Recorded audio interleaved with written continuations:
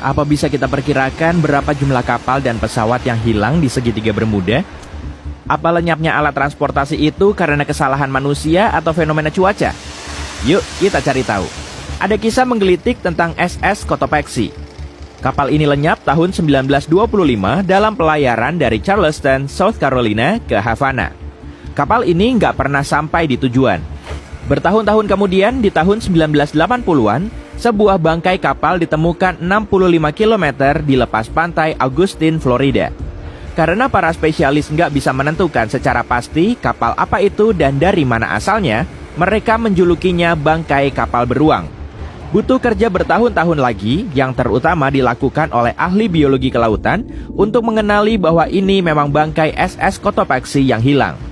Ini dikonfirmasi bulan Januari 2020. Bagaimana kapal itu muncul lagi begitu saja dan bagaimana ia sampai di sana sebab bangkai kapal misterius ini bahkan enggak di segitiga Bermuda. Yuk kita lihat siapa penemu istilah segitiga Bermuda ini. Apa kamu benar-benar bisa nunjukin segitiga ini di peta? Enggak, ini juga bukan lokasi yang diakui secara resmi. Segitiga Bermuda enggak muncul di peta dunia manapun. Tak seorang pun yang sepakat tentang batas pastinya. Yang ada cuma asumsi dengan perkiraan luas area seluruhnya antara 1.300.000 sampai 3.900.000 km persegi. Menurut semua perkiraan, area itu samar-samar membentuk segitiga. Di tahun 1964, seorang penulis Amerika bernama Vincent Hayes Geddes untuk pertama kali menemukan ide ini saat menulis artikel untuk majalah Argosy. Dia memakai nama segitiga Bermuda untuk menggambarkan area berbentuk segitiga yang telah menghancurkan ratusan kapal dan pesawat tanpa jejak. Sulit sekali memperoleh jumlah kapal dan pesawat yang hilang, sebab beberapa kapal dan pesawat hilang tanpa jejak. Bangkainya enggak ditemukan di wilayah itu, tapi kisah-kisah yang tercatat bisa membantu kita. Legenda tentang segitiga Bermuda kembali ke abad ke-15, seperti kisah penjelajah Italia Christopher Columbus. Saat berlayar di perairan Atlantik, dia melewati lokasi ini di akhir tahun 1400-an.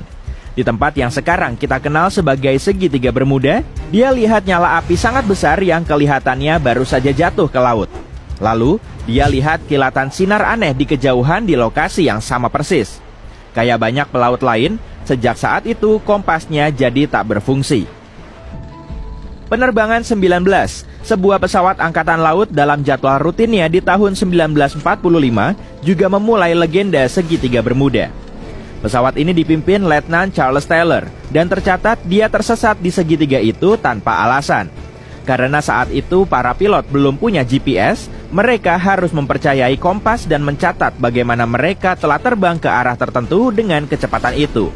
Enggak lama setelah tugasnya selesai, kedua kompas di atas pesawat itu menjadi rusak. Berbagai catatan yang ditemukan setelah lenyapnya pesawat itu juga mengindikasikan Taylor enggak punya arloji di hari itu. Laporan pertama menyatakan bahwa penyebab kejadian nahas ini adalah kesalahan pilot. Tapi karena orang enggak puas dengan hasil ini, maka diubah menjadi penyebab atau alasan tak diketahui setelah beberapa ulasan. Seorang pilot yang selamat bernama Bruce Gernon bilang dia melewati kabut elektronik saat berada di atas segitiga itu, membuat perjalanannya menembus waktu.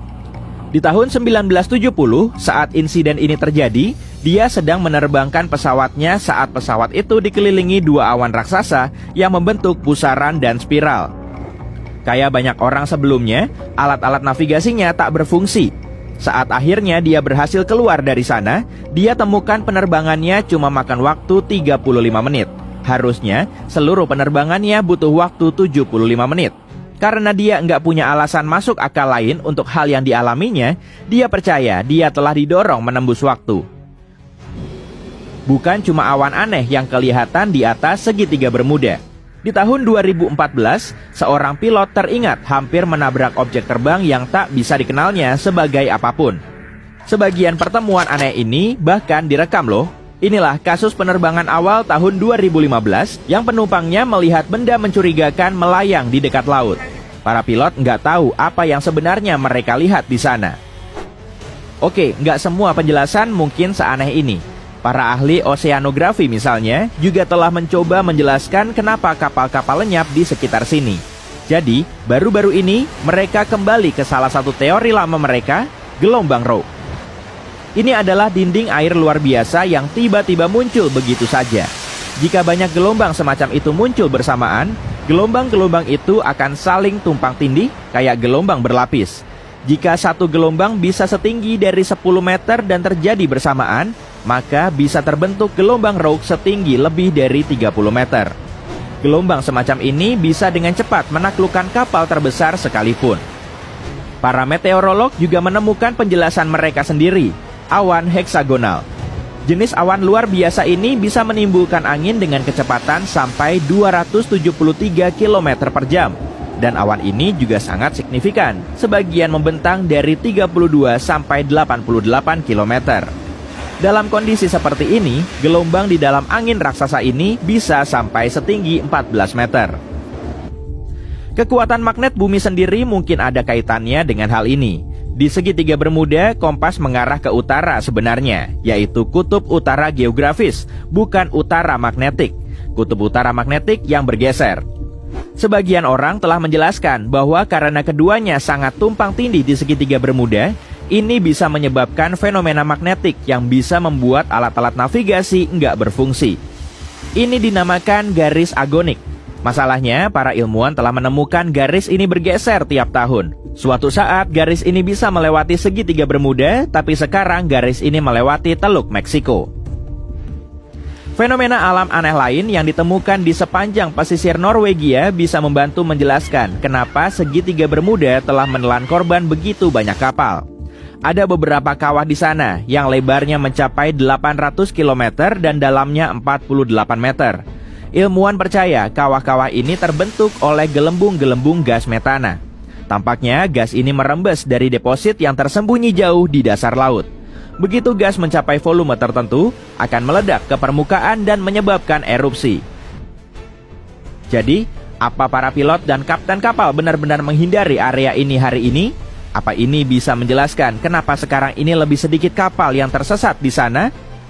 Tapi kalau pernah terbang dari Miami ke San Juan, Puerto Rico, kamu akan tahu kalau hal itu nggak benar. Mengenai kapal, jika orang menghindari segitiga Bermuda, hampir semua liburan ke kawasan Karibia akan rusak. Sampai hari ini, masih banyak penerbangan yang melintas di atas segitiga Bermuda. Jadi jelas, tak seorang pun menghindarinya. Tempat ini adalah salah satu jalur pelayaran terpadat di dunia.